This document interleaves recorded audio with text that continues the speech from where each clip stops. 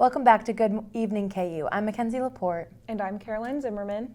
So did you enjoy your weekend? I did enjoy my weekend. I loved the nice weather. Unfortunately, I was working the entire weekend, but it was still nice. Yeah, I've enjoyed it so much. It felt like summer again. I got to watch the Jayhawks bring on a great victory against Baylor with 71-58. And I got to watch the game with my friends, so it was a great weekend. It felt like things were kind of back to normal. And, with the nice weather, everyone's enjoying their time outside, which has been great. I've been seeing a lot of new freshmen coming on campus to take their tours, and just having everyone walking around campus has been so, just good to see, I guess. Makes things feel like it's back to normal again. Yeah, it reminds me of when I took my visit last year around this time, and it's just kind of nostalgic to, especially in this COVID age, to see people getting out there and continuing with their lives. Yeah, right. I'm a junior, so I was lucky enough. I had my KU tour, years ago. So it's nice to see that they're able to get to do that now, especially with COVID going on. Things have changed, but it feels like things are back to normal, which has been really good. Yeah. So do you want to talk about the interview you're going to be having pretty soon? Yeah, so today I'm doing an interview with news correspondent Abby Shepard from the University Daily Kansan.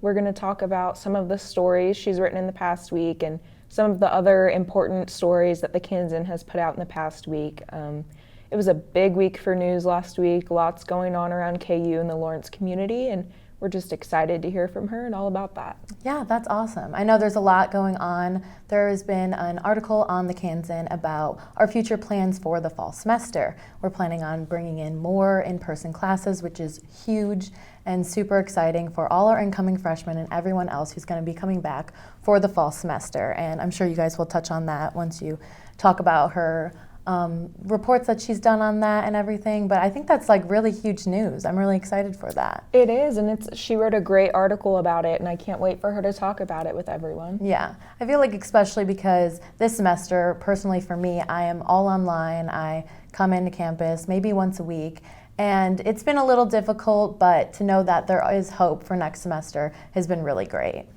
There is. I'm excited for the class of 2025 to kind of get in there and be able to get that first year that we kind of didn't. So. Yeah, especially you're a freshman this year, so senior year it was pretty difficult, and then coming in and not having what you thought it could have been, but Right, and I feel the same way for them. We had more of a senior year than they did, and I'm just really glad that they're going to get their freshman year of college in an almost completely normal way. Yes, it's really good news.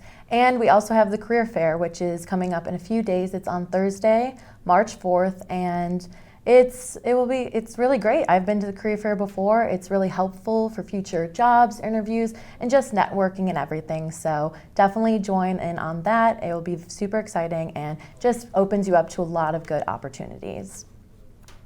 But I do think that's pretty much all we have for today. And stay tuned for, we have a few interviews coming up, and we're going to take a short break.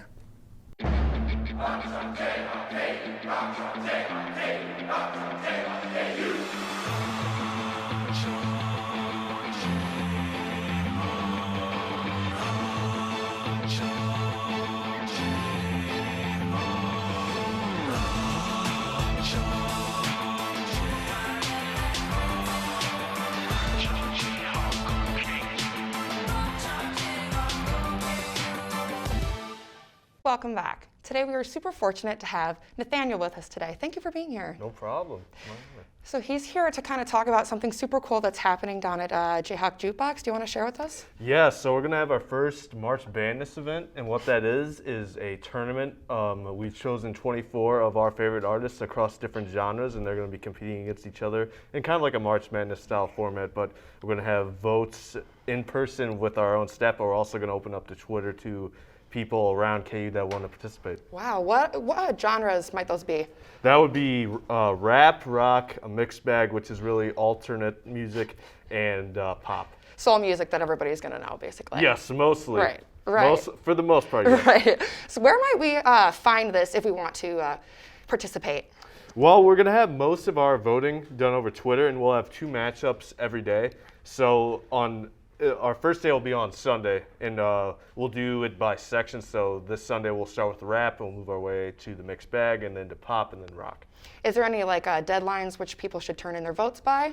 We're gonna set it up for starting at noon each day, and it's gonna end noon the next day. So they'll have a whole day to participate if they'd like to. Okay, so we find it at Jayhawk Jukebox On Twitter. Right, perfect. Is there anything else you wanted to share for people out there? Yeah, be sure to vote. I mean, we can't really do this if people out there don't vote. And we're really hoping it works out because we're trying to build a much larger Twitter following. Right, exactly. So you guys get to vote as well, too, yes, right? we get to vote in person here as well. Oh, wow. Are there any benefits if people win, or is that to be determined?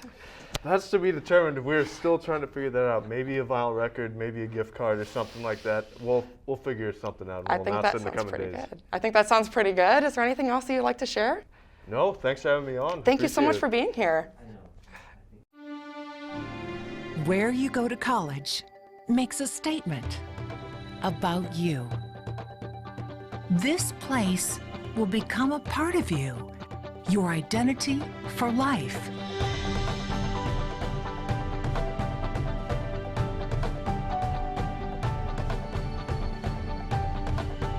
The University of Kansas, a great place to be you. At the very beginning of school. So. Awesome. So what has your experience been so far as a freshman journalist? I've really liked it. It's been sort of a big learning curve, just because I didn't have a ton of experience before, but I've learned a lot and I've really enjoyed it so far. So how has your experience been specifically with COVID? Like, how has that been different for you than you think a normal year would be? Yeah, definitely reaching out to people through phone call a lot more. Don't really have a lot of in-person interaction. The one event I did get to go to was a watch party during election night last semester, so that was sort of interesting, but yeah.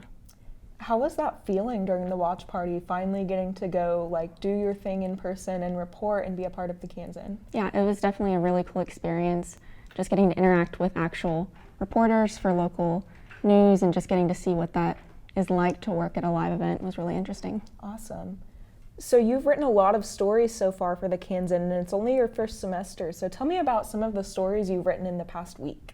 Past week, I worked on a story about KU admissions, just sort of what they're expecting for the fall semester in class of 2025. Yeah, it was definitely interesting to hear how it compares to last year's admissions. And so what did you find from that? Did you talk to any incoming freshmen from the class of 2025? I did talk to a incoming freshman from Wisconsin, and she discussed how COVID sort of made her hesitant to apply to KU, but then she figured she'd rather be quarantined here rather than be quarantined up in Wisconsin. So she's really excited despite all the uncertainties that remain because of COVID. That's so awesome, especially with everything that's going on, that these freshman classes can kind of stay up and just continue with their lives. But so what other big news has the Kansan put out in this past week? Past week, well, I am working on a story about the Spencer Art Museum. They have 2 new exhibitions.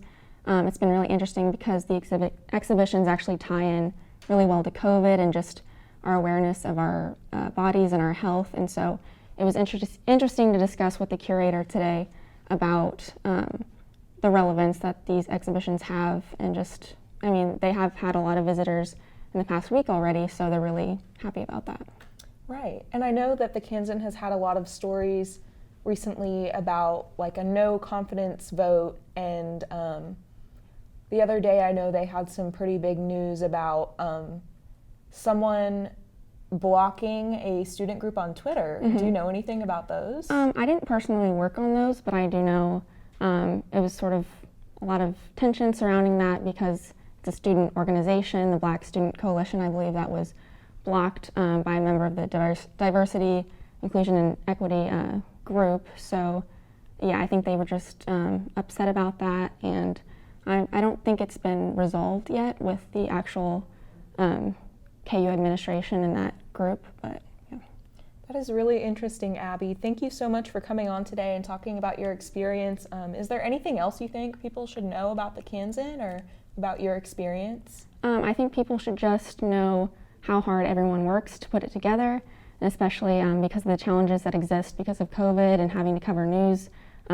Throughout the pandemic, it's been difficult, but I'm really proud of my fellow our reporters and news correspondents for all the hard work that they did. That's great, Abby. Thank you so much. Now we're going to take a short break and then we're going to go to news. Diversity. What is diversity?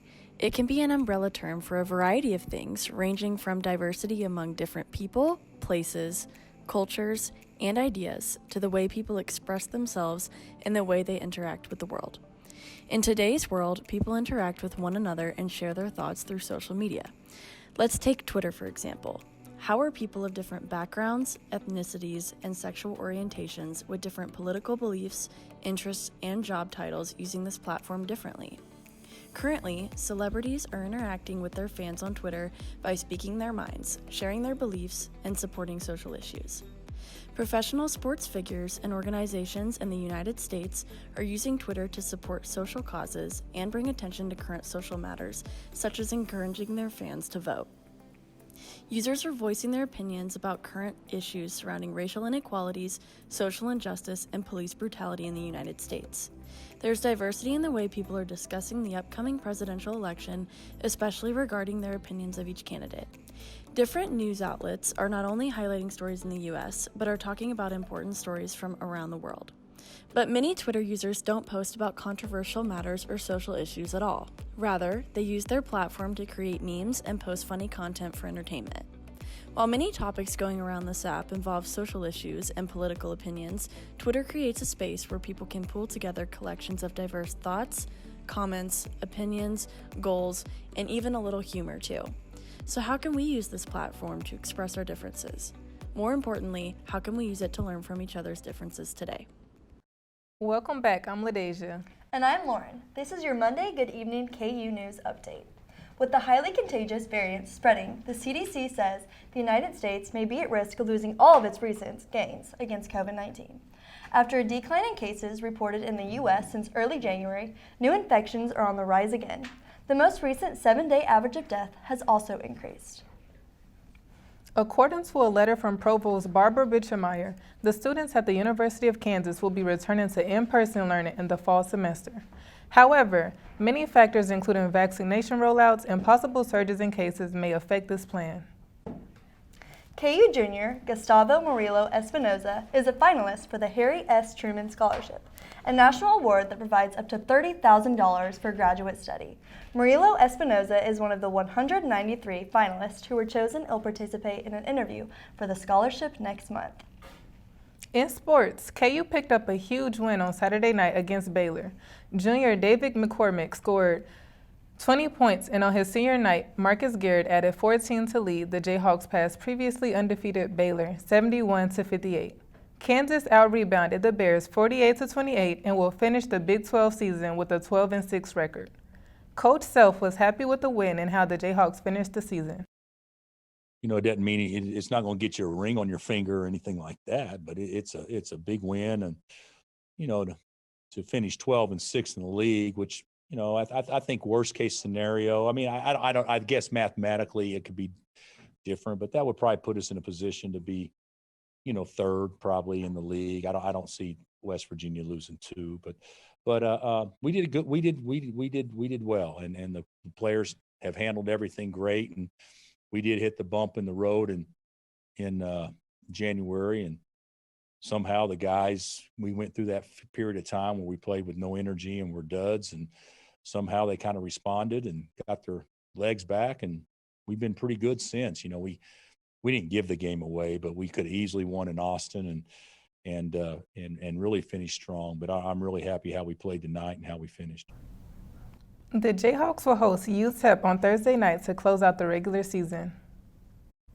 The women's team lost another close game on Saturday afternoon, falling 72-68 to West Virginia.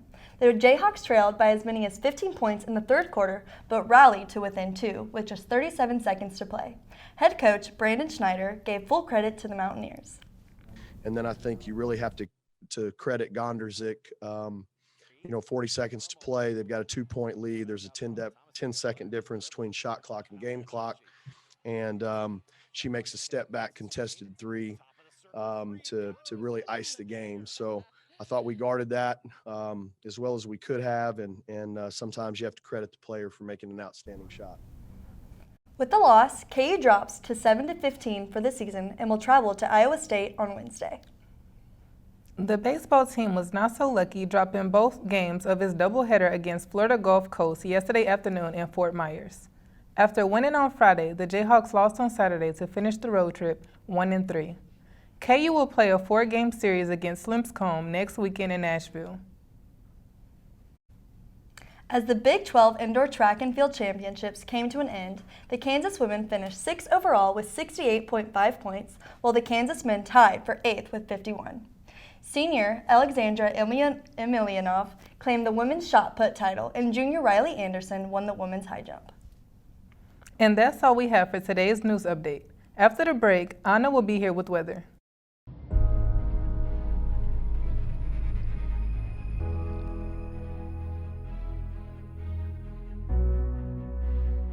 Just say no.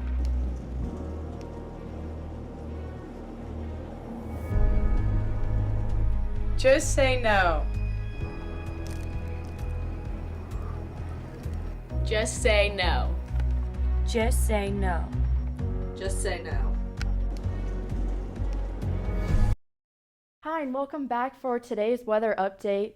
Today was filled with plenty of sunshine and warm temperatures, and as we take a look at the rest of the week, the warm and dry temperatures will continue. Right now outside, it's currently 54 degrees with plenty of sunshine and light winds at only 5 miles an hour. Earlier this afternoon, we hit about 52, and at 4 p.m. we hit our high of the day, 54. And tonight we will get down to 46 at 6 p.m. as we officially climb to 28 tonight. That will be a little chilly, but the winds will stay calm at 5 miles an hour. And taking a look at tomorrow, we will reach a high of 60 degrees, but it will be mostly cloudy, and the winds will come in at about 10-15 miles an hour. I would recommend getting outside tomorrow if you can. Tomorrow night, we will reach a low of about 33 degrees, but it shouldn't be too chilly. That's all I have for today's weather update. Make sure to stay tuned for tomorrow at KU's Take a Side.